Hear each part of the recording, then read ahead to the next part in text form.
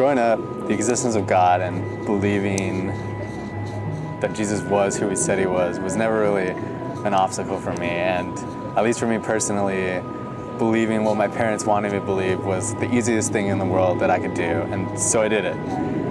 And the fact that Jesus came and lived and died and rose again for me and all of my sins, and that I was forgiven by him because he loved me, didn't really have that big of an impact, if at all, on my life. And by the time I got to high school, my life was filled with all the wrong things. I wanted relationships. I wanted more than anything to be accepted by other people, and I was insecure and empty and chasing after anything that could fill that void in my life. And ultimately, I was heading down a path where I would reject God altogether.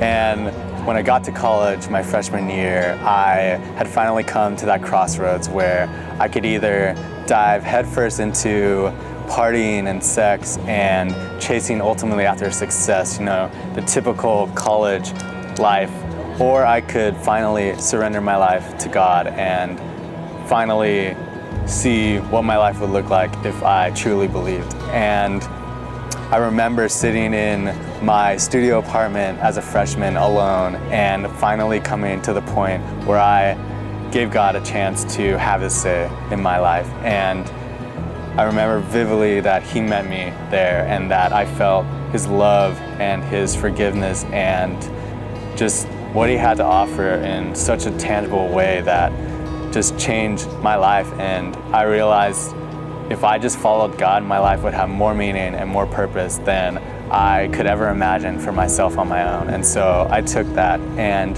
just the fact that one day, very soon, that Jesus himself would come back and I would stand face to face with him and finally say, thank you for loving me and forgiving me. Just like, how could that not change your life and make everything different? And for me, it did, and my life has never been the same again. I was a phony, but now I'm forgiven. That's my story. What's yours?